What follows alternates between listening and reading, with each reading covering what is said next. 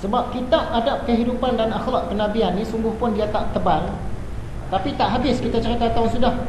Sempena Maulid Rasul kali ini kita ceritalah, walaupun mungkin tak habis juga. Sebab pada malam ini kita nak tumpu kepada mukjizat Nabi Muhammad, sebagaimana yang dipetik oleh Hujjatul Islam Imam Al-Ghazali dalam kitab Ihya-nya. Jadi banyak benda-benda pelik lah kita nak dengar malam ni, sebab bercerita tentang mukjizat. Jadi sebelum itu kita berkenalan dulu dengan mukjizat. Mukjizat ni ialah kelebihan-kelebihan, perkara-perkara luar biasa yang berlaku ke atas Nabi atau Rasul. Kalau berlaku ke atas wali-wali disebut karamah. Kalau berlaku ke atas orang biasa macam kita disebut ma'unah. Kalau berlaku ke atas orang jahat, kadang-kadang orang jahat dia buat-buat tu berlaku juga jadi, iaitu disebut istidraj. Maksud dia Tuhan bagi dekat dia tapi dengan murka Tuhan. Sekarang kita masuk dalam kitab kita. Ketahuilah bahawa barang siapa menyaksikan hal ehwal Nabi SAW, nescaya tidak adalah keraguan dan kesangsian lagi bagi orang yang menyaksikan itu. Siapa yang tengok saja Nabi Muhammad ni orang percaya tu weh. Dia ni orang baik ni, mustahil penipu. Tengok air muka pun tahu dah. Bahawa yang demikian itu semua tidaklah tergambar bagi seorang pembohong dan penipu.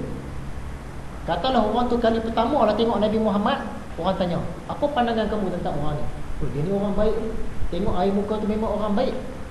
Percaya tak kalau aku kata dia ni penipu? Mustahil. Tengok rupa tu baik. Sampai begitu. Sehingga kan orang Arab asli yang melihat Nabi lalu berkata, demi Allah, ini bukan muka pembohong. Dalam kalangan orang-orang Arab musyrik Quraisy tu, walaupun mereka tak percaya, tak mau ikut Nabi Muhammad ni, tapi dia tahu Nabi Muhammad tak bohong. Dia tahu walaupun dia tak terima ajaran Nabi Muhammad, dia Nabi Muhammad ni memang bukan jenis pembohong. Dia cerita tu betul. Tapi kami tak mau mengakui. Sehingga kan sebelum itu orang-orang Arab panggil dia Al-Amin. Maksud dia yang terpercaya. Dia seorang je dapat gelaran tu. Memang tak pernah menipu. Tapi bila dia cerita tentang wahyu saja, sebahagian orang dah tolak. Walaupun mereka yakin Muhammad ni tak menipu ni, tapi dia tak mau nak terima. Hati mereka tu lawan. Kalau zaman sekarang ni, dia ada satu mesin khas. Dia nak uji kita ni menipu ke tidak. Contohnya kalau kita ditangkap oleh Interpol ke apakah, dia nak korek maklumat, dia tanya, betulkah kamu pernah jumpa dengan orang ini? Badan kita dah pasang dah ni alat-alat tu. Kita pernah jumpa tapi kita jawab tak. Dia bunyi dia kesan. Dia tahu kita menipu. Macam mana dia tahu? Berdasarkan badan kita. Kita kalau kita menipu, dia ada benda dalam urat kepala kita, suhu badan kita, nada suara kita, dia berubah di dalam ni. Kalau kita jawab tu betul, perubahan dia lain. Kalau kita jawab tu menipu, mesin tu boleh kesan perubahan badan kita ni. Jadi kita susah nak tipu mesin tu. Kita kata, saya tak pernah jumpa ni orang yang mati dibunuh ni.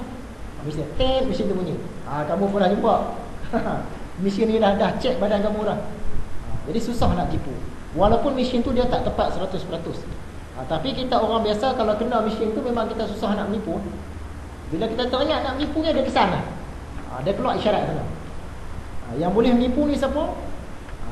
Anggota khas. Mereka ni memang dilatih untuk menipu mesin tu. Kalau orang tanya, kamu pernahkah jumpa si mati ni? Dia pernah jumpa, tapi dia jawab tak. Mesin tu tak bunyi, tak boleh kesan. Sebab dia dah dilatih, kontrol lah. Minda dia, degup jantung dia semua dia kontrol lah. Jadi dia boleh tipu mesin tu. Macam kita orang biasa tak boleh. Kita tak lalui latihan tu. Kalau orang tanya macam mana, kita jawab salah, dia akan kesan. Tapi kalau Nabi Muhammad lah dikesan dengan alat tu, confirm tak berbunyi punya. Sebab dia memang cakap benda yang betul, sehingga diberikan gelaran Al-Amin. Dia adalah laki-laki ummi yang tidak pernah bergaul dengan ilmu pengetahuan dan tidak membaca kitab-kitab. Jadi tentang ummi ni ada dua pandangan. Pandangan yang pertama kata Nabi Muhammad dia tidak boleh menulis, tidak boleh membaca. Pandangan yang kedua kata Nabi Muhammad ni boleh menulis dan membaca, cuma dia tidak pernah membaca kitab-kitab suci. Bila orang Yahudi kata orang Arab ni orang yang ummi, maksud dia orang Arab ni dia tak terima sebarang kitab. Orang Yahudi dia ada kitab Taurat, kitab Zabur, kitab Injil. Tapi orang Arab ni dia tak diturunkan kitab. Sejak zaman Nabi Ibrahim, kemudian zaman Nabi Ismail, lepas itu tak ada lah. Jadi mereka tak biasa dengan kitab-kitab suci. Sebab tu dinamakan mereka ni ummi. Jadi ada dua pandangan. Tapi dua-dua pandangan pun tak ada masalah. Katakanlah betul Nabi Muhammad ni dia tak tahu membaca, tak tahu menulis. Itu bukanlah satu kekurangan, bahkan satu kelebihan. Sebab apa? Kalau Nabi Muhammad ni dia tahu membaca dan menulis, dia boleh ciplak daripada kitab-kitab lain dan dia karang Al-Quran. Tapi disebabkan dia tak tahu membaca, tak tahu menulis, tiba-tiba dia cerita wahyu, cakap ayat-ayat Quran, ayat yang hebat-hebat, cerita benda yang gaib-gaib, cerita tentang ramalan-ramalan, cerita tentang peristiwa sejarah yang orang Arab pun sebahagian tak tahu. Dari mana Muhammad tahu ni? Dia karang sendiri ni. Nak karang macam mana? Dia menulis tak kerti, baca tak kerti. Dia cedok pada kitab lain. Kitab lain dia tak biasa baca. Jadi satu kelebihan. Kalau betul lah Nabi Muhammad ni dia tak tahu membaca, tak tahu menulis, itu satu kelebihan, bukannya satu kekurangan. Itu membuktikan wahyu yang dia dapat tu bukan dia reka-reka, bukan dia cipta, bukan dia karang. Maksud dia memang betul datang daripada Allah. Sebab dia tak tahu menulis, tak tahu membaca. Sebab tu orang-orang Yahudi, orang-orang Nasrani, iaitu orang yang biasa baca kitab, bila Nabi Muhammad cerita ayat Quran, ayat tu berkait dengan pelajaran dalam Taurat, Zabur dan Injil, mereka rasa heran. Macam mana Muhammad boleh tahu? Sedangkan dia ni ummi, dia tahu isi kitab kita. Itu menunjukkan betul Nabi Muhammad. Jadi tak tahu membaca dan menulis Nabi Muhammad sekiranya benar, bukanlah satu kecacatan, tapi satu kelebihan. Sebab kita membaca dan menulis tujuan kita untuk mendapatkan ilmu. Tapi kalau kita boleh dapat ilmu tanpa menggunakan membaca dan menulis, apa guna membaca menulis dah? Kan ilmu terus masuk dalam kepala. Macam Nabi Muhammad ni, dia tak perlulah kepada membaca menulis. Sebab ilmu dia wahyu. Datang dalam wahyu, datang dalam laduni, dalam ilham. Dia tak payah membaca menulis. Contoh kata orang tua-tua, kalau kita dah boleh seberang sungai dengan berjalan di atas air, buat apa kita nak teruk-teruk buat sampan lagi? Kita dah boleh seberang sungai berjalan di atas air, tak payah nak buat sampan. Yang nak kena buat sampan ni orang yang tak boleh berjalan di atas air. Jadi dalam kes Nabi Muhammad, dia tak perlu kepada membaca menulis dah. Sebab ilmu dia boleh dapat terus. Buat apa dia nak membaca menulis lagi? Macam itulah kisah dia. Dia tidak pernah sekali-kali bermusafir untuk mencari ilmu. Nabi Muhammad ni daripada kecil sampailah dia meninggal tu, wafat tu, dia tak ada kata pergi cari tok guru belajar.